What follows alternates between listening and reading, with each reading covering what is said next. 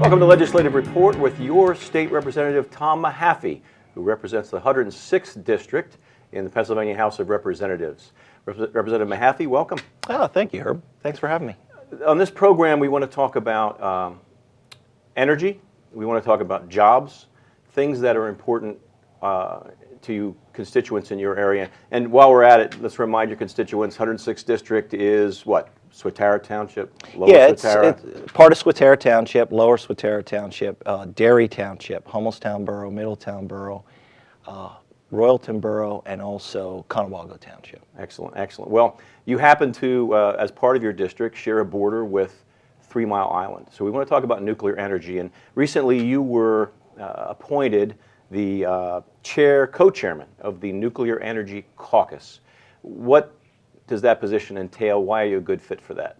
Well, what happened, I was part of the caucus itself. I was not one of the co-chairs. And when Becky Corbin was no longer here, we ended up having a position open. And I've been extremely active, extremely involved with this since day one. This has been a priority for me since I got into the legislature, just due to the fact the amount of people that work at 3 Mile Island live in my district. So it's been it's been something ongoing. I got extremely active. The caucus chairs have been extremely great with me, gracious. I learned a lot over the last 2 years. Took it to the new extreme. Been working with Senator Almond exclusively with the bill, and they asked me to be part of that team, so I accepted. And I just thought it would. I'm like one of the main focal points right now with maybe introducing that bill. But I mean, it's just more than that. It's helping out the other caucus members and talking a little bit high strategy of what we're going to do here and how we're going to help things out.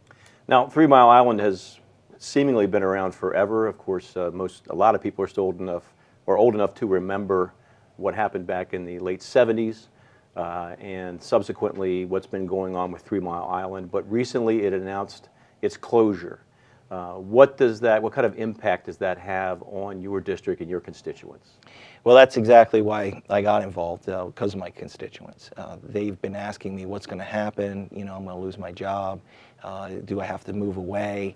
What's going to go on? So those are the questions that I've basically got involved with the Nuclear Caucus, and that's why I needed answers, and what is going to happen. So we also work with the industry. It's been a great marriage as far as working with the industry and understanding what their needs are, why they are going to close the plant. It's not competitive right now, unfortunately, in pricing. So that's one of the things that we really have to figure on how we're going to fix this, what we're going to do here. And we got to have a level playing field. There's one thing when we deal with energy production, we have to have some kind of level playing field and understand what the attributes are of 3 Mile Island. They have a great environmental attribute. They are one of the 5 nuclear power plants in Pennsylvania. So we want to make sure that that all nuclear power plants are recognized for their environmental attribute. 93% of all the clean energy in Pennsylvania produced is through a nuclear power plant. So what this does, though, it really affects our area.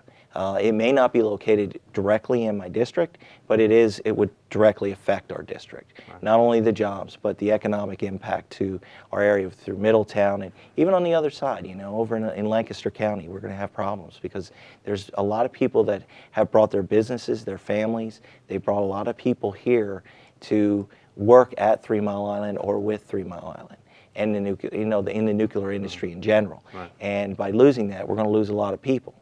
From as small as the pizza places, the restaurants, and those that a lot of people come here every 2 years. Sure. They really have a opportunity to experience what a great place the 106th District is, but they come here when they do the refueling outage, and a lot of the people in our area rely on that. They know every 2 years, around 1,000 to 2,000 people are going to come to our area and spend a lot of money. So those are the environmental impacts.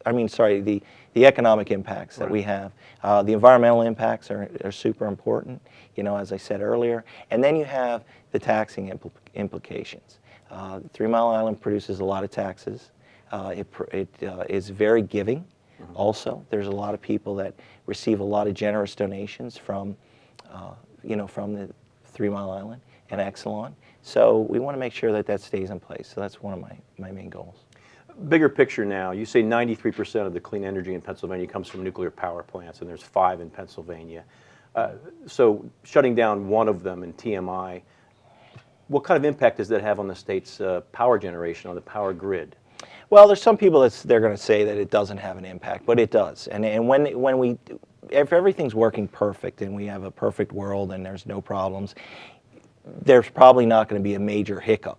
But that's not where we're at. I mean, we have problems. We just went through a very cold stent here.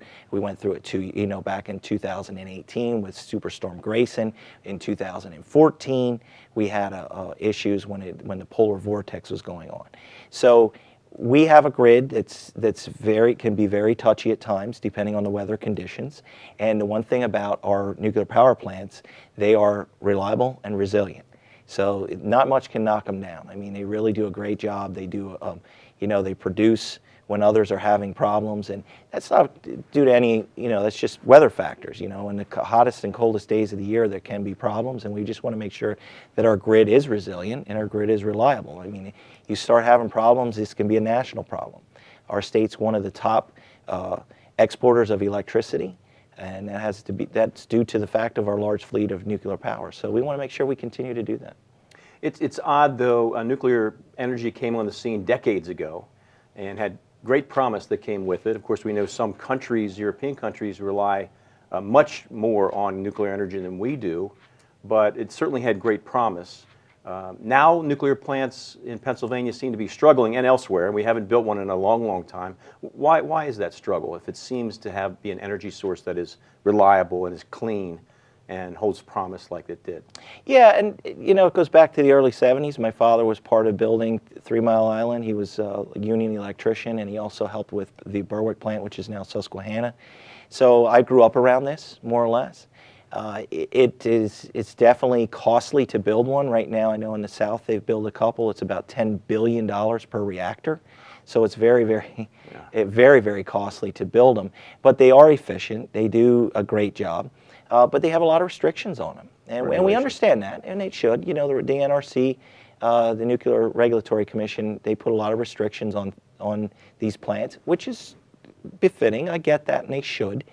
But now when we have these massive veins of Marcellus shale and other fossil fuels that are being harvested from Pennsylvania, it's hard to keep it on a level playing field. So the price of gas has been really low, and now we look at it and we have to try to figure out how to rectify that and give it some kind of balance.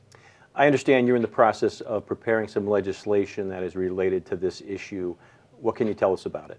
Well, we just introduced the co-sponsor memo, and we got that out there, and it shows a lot of the benefits of what I talked about earlier. So there are a lot of economic benefits, there's a lot of environmental benefits, but what we figured when I worked, and my colleague, Senator Allman, also introduced the exact same legislation and co-sponsor memo. And what we came up with being on the caucus, the nuclear caucus, was there were 4 options out there. There was an option to, 1, do nothing, 2, do some kind of carbon pricing, 3, do a zero emission credit pricing, or work within a product that we have here in Pennsylvania, which is AEPS, which is the Alternative Energy Portfolio Standard. And when we looked at that, that was the least costly way of doing things to the consumer, and it was best fit for our nuclear fleet. And what that basically does is allows them to enter into a credit system that they can get credits for being a clean energy producer. And that's kind of what this really fits into right now. And it's gone very well. We've had great reception on this so far here in the legislature. And I just look forward to keeping and educate our members and others. So this is a way, I believe, if I'm hearing you correctly, that will help the nuclear industry stay afloat, essentially. Yes. Yeah, it puts us more on a level playing field. It gives them, and it allows them, right now, solar, wind, and other environmental factors that are in Tier 1 and Tier 2. I don't want to go too high level here, but you get into Tier 1 and Tier 2, and they receive credits. They've received that since 2004 when this was created.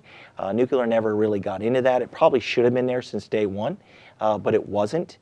They didn't want to see it dominate the solar and wind.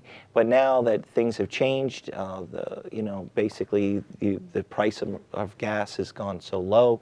I really think there's something that we need to do to make sure that we have this environmental attribute. And really, there's some market flaws, and one of them is that market flaw, not recognizing what these clean energy producers do. So that's one way of rectifying that. What are your hopes for the movement of this legislation to try to get it through?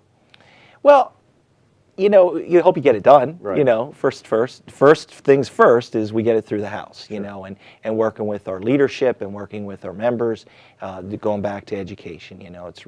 It's not an easy issue. I stepped into this 2 years ago, and it wasn't easy, and I spent a lot of time learning. So you can't expect somebody to just understand it right away. Right. But as we go through it, you just want to help people understand what is best. So I think we can get this done. I'm sure it's not going to be exactly as we introduce, and what the bill exactly looks like. But I'm willing to work with everybody along the way, answer questions the best I can, and then also, work with the industry and making sure that we can do this. But saving TMI is the end result, and making sure that 3 Mile Island has a chance, and our employees at that plant have a chance. And, we don't have what happened in Vermont, when they shut theirs down, Vermont Yankee plant shut down. It really devastated their whole area there.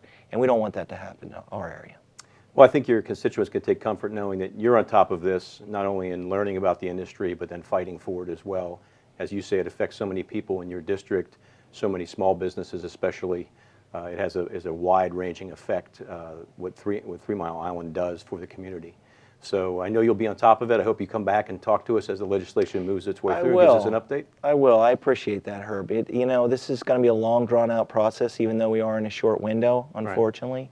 Right. And they announced a couple years ago, so we don't have a whole lot of time. But we want to make sure we get this done. It's not only that plant, but it's all the plants across the state. We want to make sure that they stay in business, and we want to make sure that we're doing the right thing for the people of Pennsylvania, and making sure that when they go to their light switch and they flip that light, that those lights come on. So we want to make sure that happens for them. Representative Tom Mehaffie of the 106th District, thanks for spending some time with us to explain more about this. Thank you. And that is all the time we have for this program. If you have any questions for Representative Mehaffie on any state government-related issue or on the issue you just heard about, his contact information will be on the screen in a moment. Thanks for watching. We'll see you next time for Legislative Report with your state representative, Tom Mehaffie.